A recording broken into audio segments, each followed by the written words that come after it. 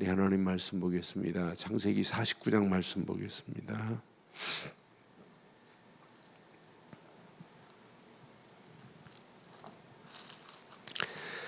창세기 49장 우리 8절로 12절 보겠습니다.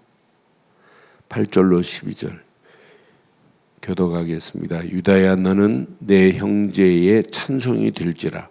내 손이 내 원수의 목을 잡을 것이요 내 아버지의 아들들이 내 앞에 절하리로다. 유다는 사자 새끼로다. 내 아들아, 너는 움킨 것을 찢고 올라갔도다. 그가 엎드리고 웅크림이 숫사자 같고 암사자 같으니 누가 그를 범할 수 있으랴.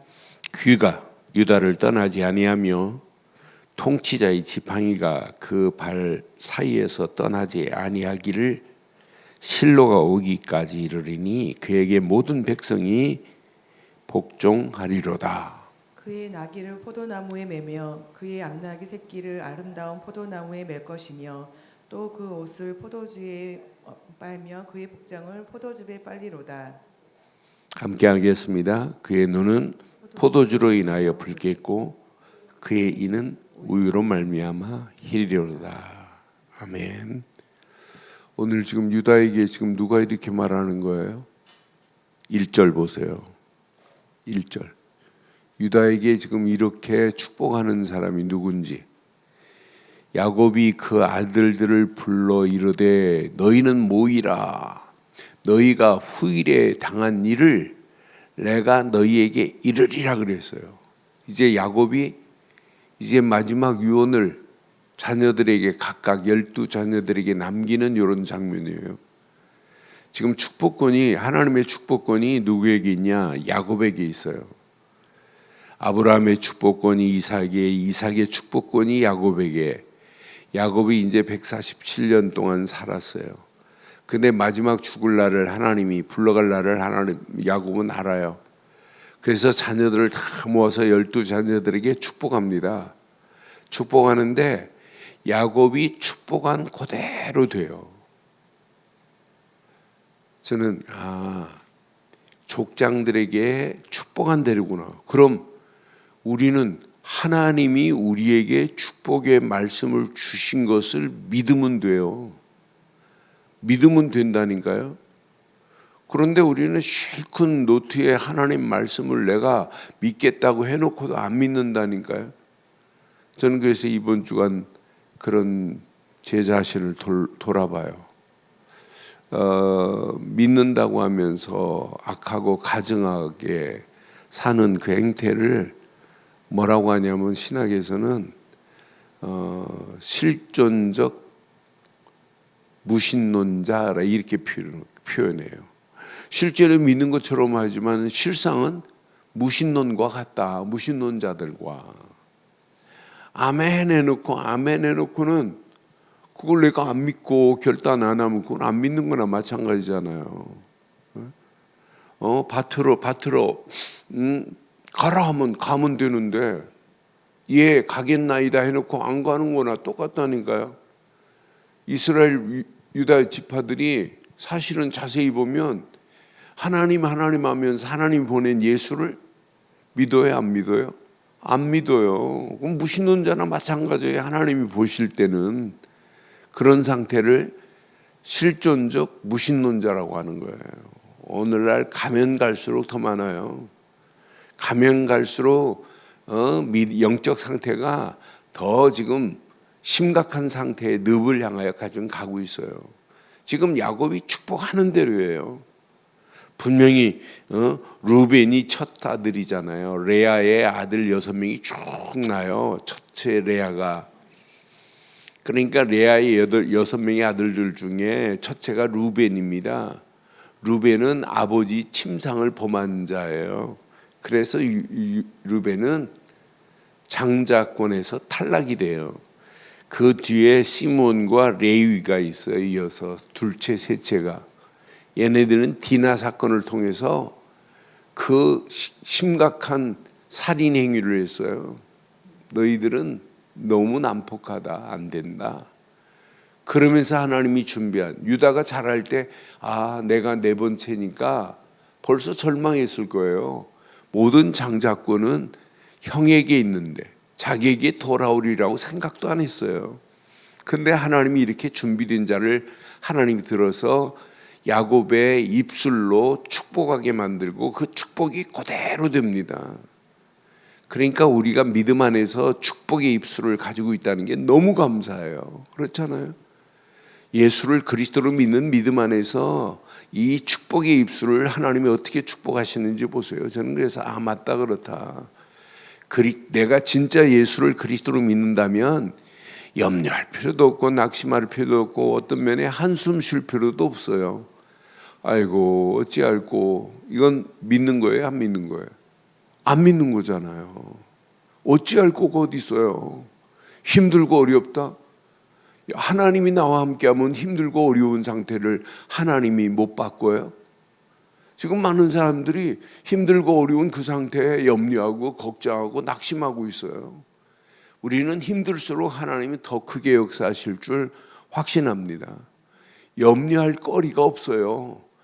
저는 우리가 바르고 정확한 믿음을 가지고 있다면 어떤 환경을 만나도 문제될 거 없다. 어떤 상황이 내 앞에 전개된다 할지라도 그건 염려할 거리가 아니다. 낙심할 거리가 아니다.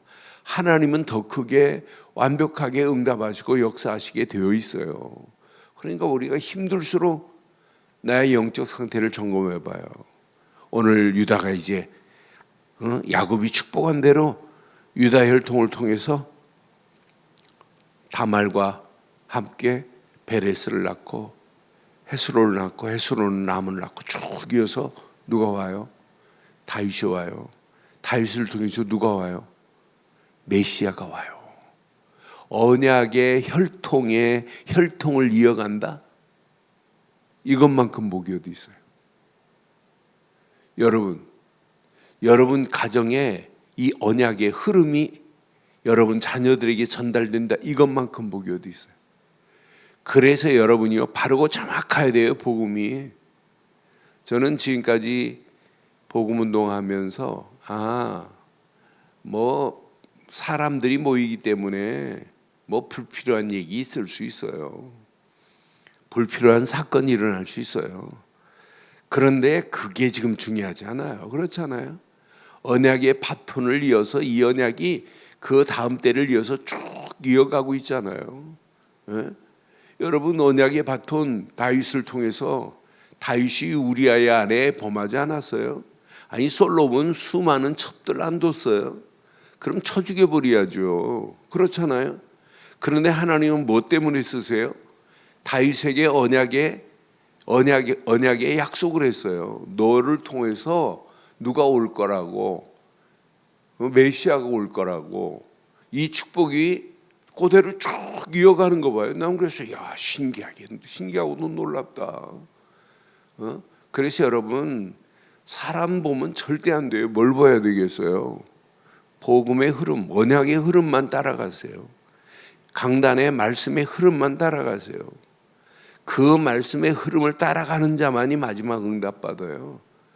모든 것은 누가 가지고 있냐? 주권은 하나님이 가지고 있어요.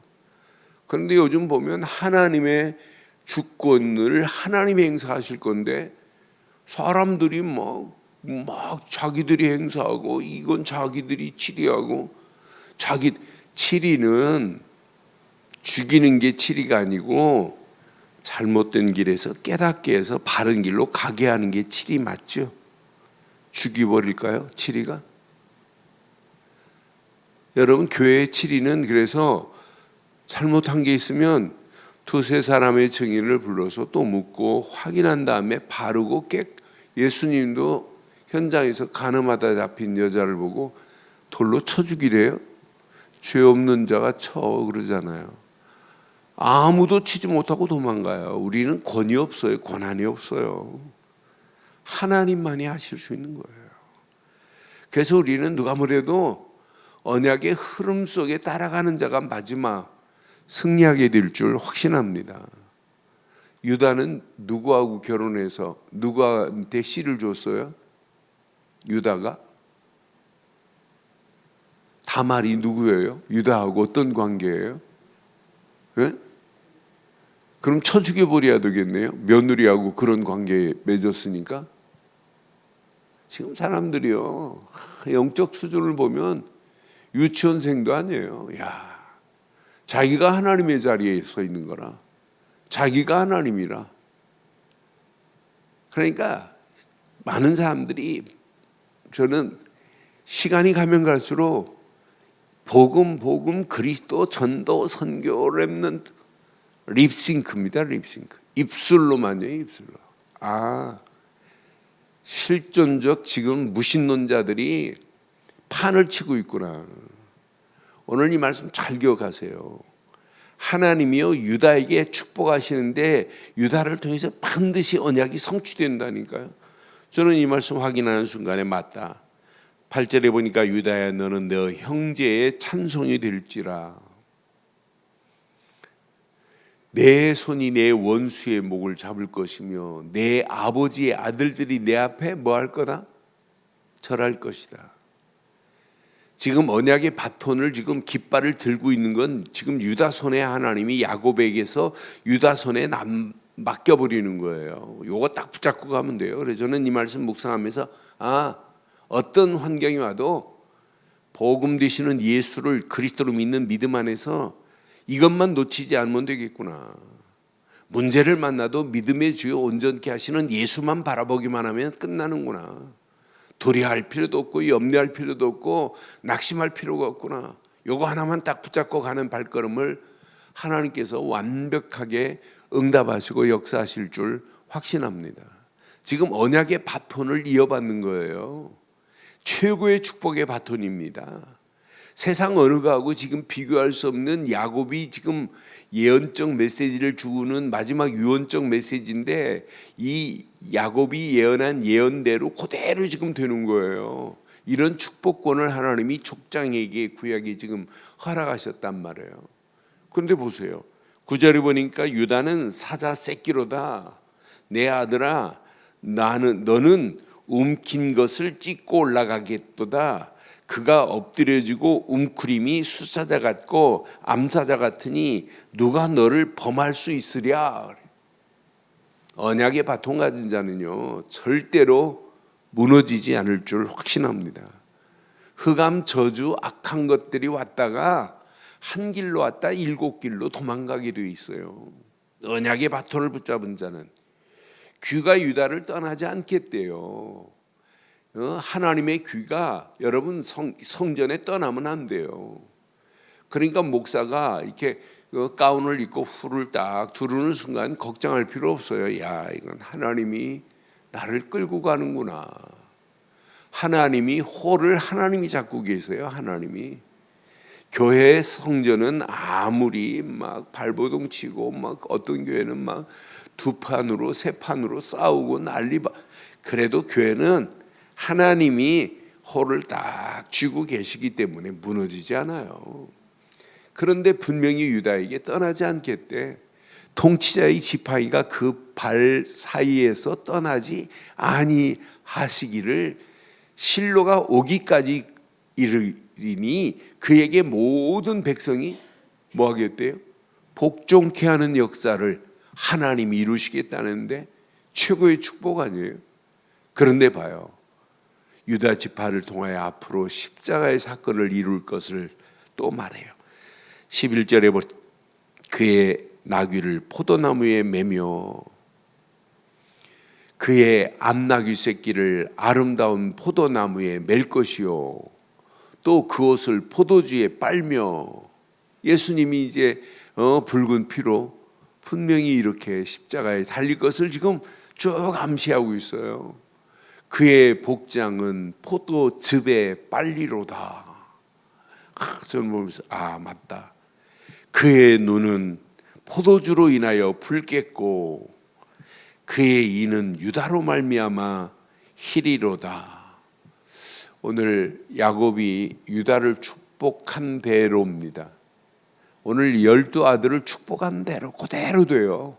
저런 거에서 축복권은 반드시 하나님이 있는데 하나님의 축복권을 지금 대리자로 받은 오늘 족장입니다. 구약 시대는 족장은 대제사장과 같아요.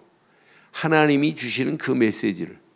그래서 저는 이 49장 말씀 묵상할 때마다 강단에서 수없이 설교하는 저의 입장에서는 내 생각대로 말씀을 하면 안 되고 하나님이 주시는 말씀으로 전달해야지 이게 목사지. 내 생각에 기분 나쁘다고 이렇게 하고 기분 나쁘다고 치고 뭐하다고 까고 뭐하다고 뒤집고 그러면 그게 하나님이 원하는 메시지 아니잖아요. 그래서 설교를 저는 다 만들어 놓고도 또 다시 묵상해 봐요. 하나님이 주시고자 하는 메시지가 맞습니까? 성일교 지금 다음 주 설교 준비하면서도 꼭 하나님이 필요한 말씀을 지금 요한복음 19장 지금 해야 되는데 19장 말씀을 통해서 하나님 꼭 필요한 말씀을 하나님 허락해 달라고 어떤 때는 운전하면서도 그러면서 그 말씀을 머리로는 묵상해 가고 있어요. 그러면서 하나님의 정확한 시간표에 주시는 메시지가 딱 정리됐을 때 그냥 쭉 적어 내려가기 시작해요.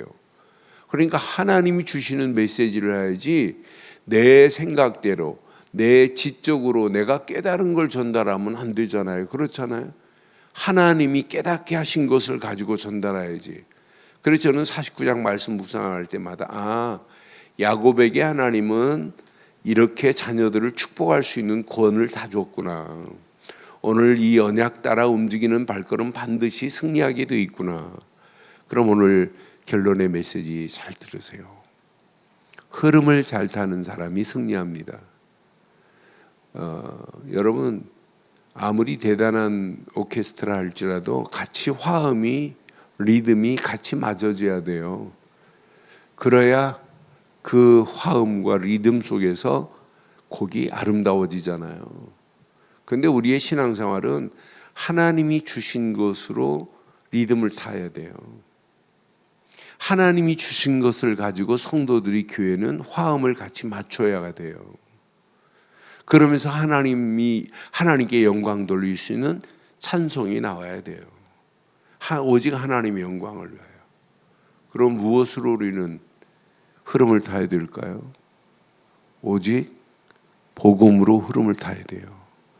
예수 그리스도로 한 마인드를 품어야 돼요. 메시지는 하나의 마인드가 돼요. 메시지가 되어야 돼요. 한 메시지로 한 마음에 딱 품어버려야 돼요. 그리고 함께 그려가는 거예요.